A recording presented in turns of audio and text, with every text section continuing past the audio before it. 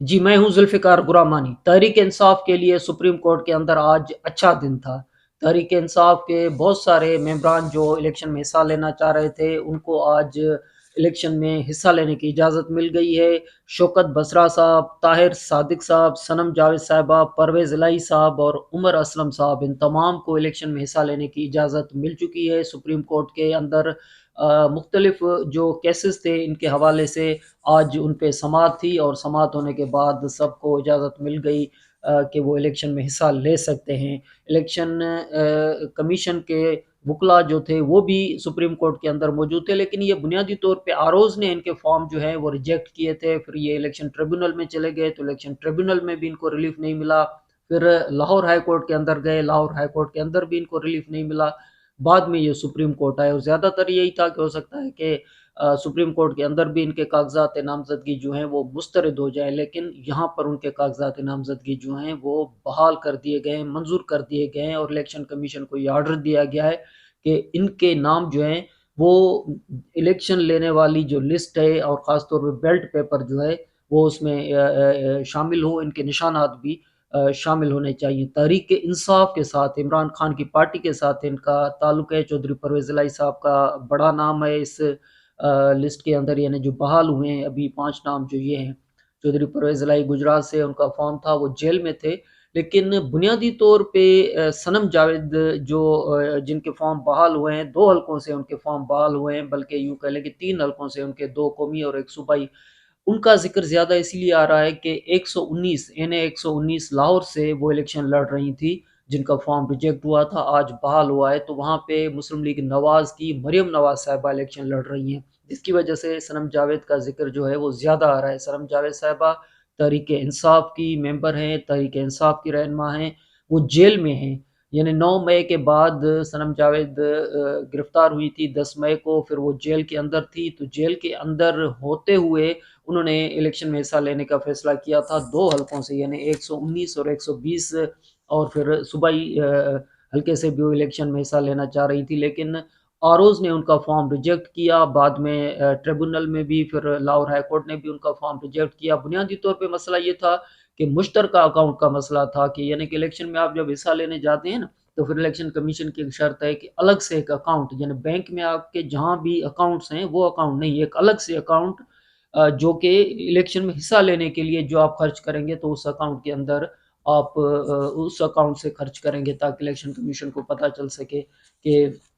आपने खर्च जो किया है वो खर्च कितना है, क्योंकि इलेक्शन कमीशन के कोड ऑफ कंडक्ट्स भी हैं अपने इलेक्शन के हवाले से। तो वो जो अकाउंट था वो सनम जावेद साहिबा का नहीं था, बिकॉज़ इलेक्शन कमीशन के वो मुश्तरका अकाउंट था। और साथ में ये कि जो इलेक्शन कमीशन ने ये एतराज़ उठाया, या आरओज़ ने ये एतराज़ उठाया कि भई सनम जावेद साहिबा तो 10 मई से जेल में हैं, तो जेल में होते हुए उन्होंने अपने फॉर्म पे साइन कैसे किया? ये भी उनका सवाल था। और ये भी था कि वो जेल में हैं, तो फिर जेल सुपरिटेंडेंट के दस्तखत या इस तरह की कोई शवाहिद जो हैं वो भी इसमें सामने नहीं आ रहे। तो ये बुनियादी तौर पे जो 2-3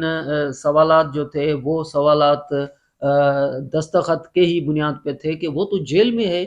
तो जेल के अंदर होते हुए उन्होंने फॉर्म कैसे। तो फिर उनके वकील को अगर कहा गया कि भई आप इस हवाले से कोई दस्तावेज़ाती सबूत दें, कोई जेल सुपरिटेंडेंट या ये वो, तो ये सवालात थे जिसकी बुनियाद पर ये कहा गया कि ये जो दस्तखत फॉर्म पे मौजूद हैं, ये सनम जावेद साहिबा के नहीं हो सकते, क्योंकि वो तो जेल में है और फिर जेल सुपरिटेंडेंट के भी इस तरह कोई इसके अंदर शवाहिद मौजूद नहीं है, तो उनके फॉर्म रिजेक्ट कर दिए गए थे। तो आज शौकत बसरा साहब जो हैं, उनके ऊपर भी यही था कि मुश्तरका अकाउंट है उनका, वो भी पीटीआई के रहनुमा हैं। तो सनम जावेद साहिबा के हवाले से जब ये तहकीकात हुई और जस्टिस मुनीब अख्तर साहब जो हैं, वो 3 रुकनी बेंच जो है वो केस सुन रही थी सनम जावेद साहिबा का कि इस हवाले से कि उनके फॉर्म क्यों रिजेक्ट हुए हैं। तो ये कहा गया कि भई सनम जावेद साहिबा का जो फॉर्म रिजेक्ट हुआ है तो उनका बुनियाद क्या है? और इलेक्शन कमीशन को पहले तो कहा गया कि भाई 11 बजे इलेक्शन कमीशन को कहा गया कि आप तैयारी करके आएँ। बाद में डीजी लॉ जो इलेक्शन कमीशन के थे वो 2 बजे तक मसरूफ़ थे। तो 2 बजे के बाद उनको कहा गया कि 2 बजे फिर आप मसरूफ़ियत طے کر کے آئیں اپنی، تو بعد میں یہ کیس سنا جائے گا۔ لیکن بہرحال جب یہ سارے معاملات سامنے آئے تو بہت سارے ایسے بھی جواز اس کے اندر موجود تھے کہ اگر صنم جاوید صاحبہ کا یہ فارم آپ کو ریجیکٹ ہی کرنا تھا تو یہ آخری دن میں کیوں ریجیکٹ کیا گیا؟ کیونکہ اگر آپ آخری دن میں ریجیکٹ کرتے ہیں تو پھر کسی بھی کینڈیڈیٹ کو دوسرے دن یعنی واپس آنے کا چانس نہیں ملتا ہے۔ بالفرض کے 30 دسمبر جو تھی وہ آخری تاریخ تھی، تو آخری تاریخ صنم جاوید صاحبہ کا فارم جو ہے ریجیکٹ کرنے کا فیصلہ سامنے آیا۔ ہو سکتا تھا اگر یہ 27 تاریخ کو ریجیکٹ کرتے تو ان کے وکلاء جیل میں جا کر بھی ان سے ملاقات کر کے یا کوئی اوپینین دے سکتے تھے یا شواہد دے سکتے تھے، لیکن ان کے پاس کوئی آپشن نہیں رہا کیونکہ تاریخ گزر گئی اور اسی تاریخ جو ہے وہ فیصلہ صنم جاوید صاحبہ کے خلاف آیا۔ بہرحال جو تفصیلی فیصلہ سپریم کورٹ کے اندر آیا ہے وہ سپریم کورٹ نے صنم جاوید کو انتخابی جو نشان ہے وہ بھی الاٹ کرنے کا حکم دے دیا الیکشن کمیشن کو۔ سپریم کورٹ نے صنم جاوید کو انتخابات لڑنے کی اجازت کا تحریری حکم نامہ بھی جاری کر دیا ہے۔ صنم جاوید کو حلقہ این اے 119 لاہور سے انتخابات لڑنے کی اجازت دی جاتی ہے۔ سپریم کورٹ کا یہ کہنا ہے حلقہ میں انتخابات 8 فروری کو ہی کروائے جائیں گے۔ یہ نہیں کہ انتخابات میں حصہ لینے کی اجازت دی جاتی ہے تو اس کا مقصد ہے کوئی بعد میں یا اس طرح کی نہیں، 8 فروری کو ہی یعنی جنرل الیکشن جو ہو رہی ہے 8 فروری کو، اسی دن ہی صنم جاوید صاحبہ الیکشن میں حصہ لیں گی۔ صنم جاوید کا نام حتمی فہرست میں اور بیلٹ پیپر میں شامل کیا جائے۔ الیکشن کمیشن صنم جاوید کو انتخابی نشان بھی دے۔ لاہور ہائی کورٹ کا کاغذات نامزدگی مسترد کرنے کا فیصلہ کالا دم قرار دیا جاتا ہے۔ فیصلے کے تفصیلی وجوہات بعد میں جاری کیے جائیں گے۔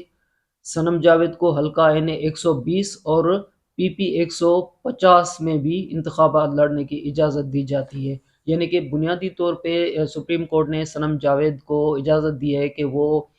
مریم نواز کے خلاف، یعنی ظاہر سی بات ہے کہ ان کے مد مقابل مسلم لیگ نواز کی مریم نواز ہے، تو اب یہاں پہ بڑا یہ ابھی سے ہی یعنی سپریم کورٹ کے اندر جیسے ہی یہ ڈیسیشن سامنے آیا ہے، ویسے تو صنم جاوید تحریک انصاف کی ہیں، ان کو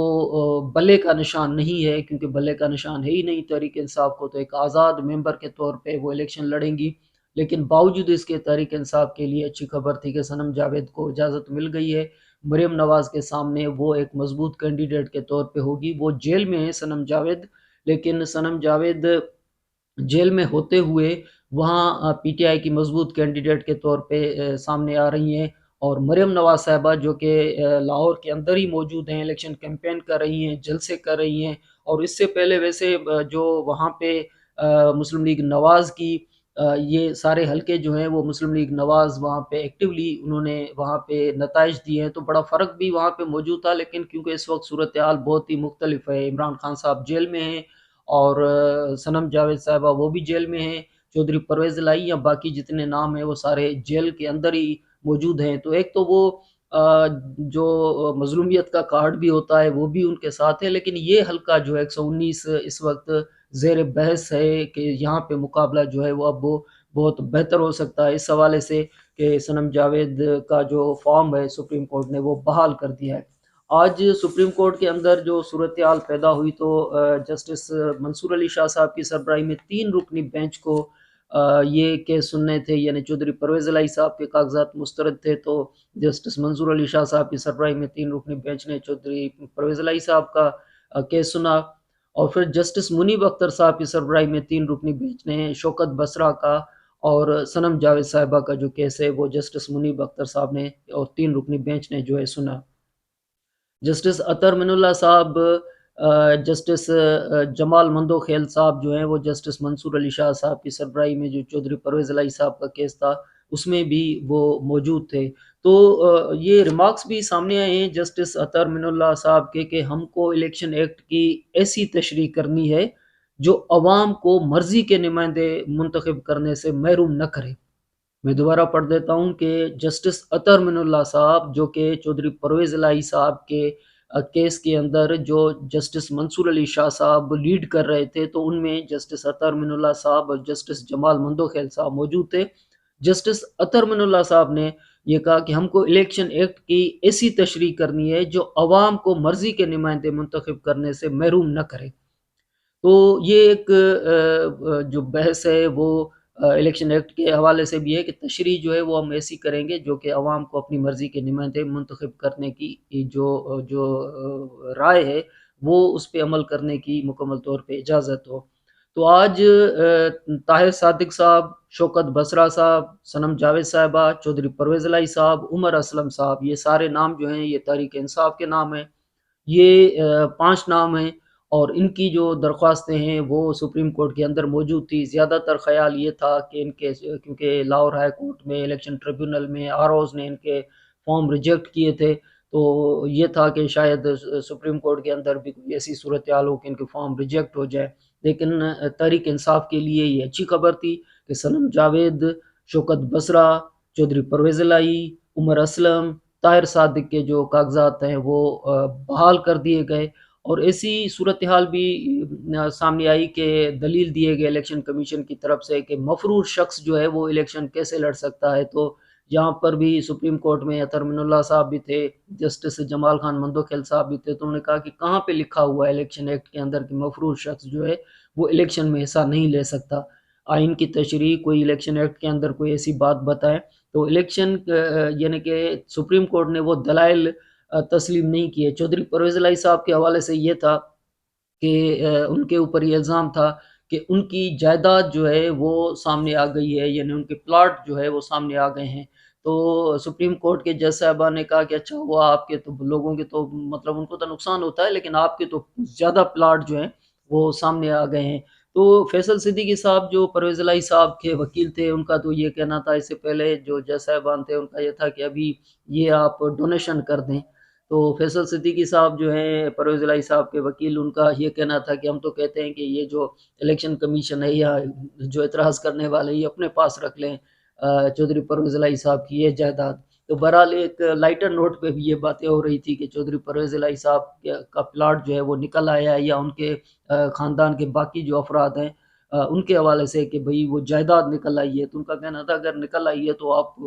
خود ہی رکھ لیں لیکن صرف ہمارا فارم بحال کر دیں۔ تو ایک ایسی صورتحال تھی چودھری پرویز الہی صاحب کے حوالے سے۔ تو بہرحال یہ ایک ایسی صورتحال ڈیولپ ہوئی ہے کہ آج کے دن کے اندر سب سے بڑی خبر یعنی جو 5 اراکین تھے تحریک انصاف کے، ان کے فارم بحال کر دیے گئے ہیں، الیکشن کمیشن کے اعتراض مسترد کر دیے گئے ہیں، لاہور ہائی کورٹ کا فیصلہ کالعدم قرار دے دیا گیا ہے، الیکشن ٹریبیونل اور آروز کے فیصلے کالعدم قرار دیے گئے ہیں، لیکن باوجود اس کے یہ سب سے بڑی خبر ہے کہ صنم جاوید جو کہ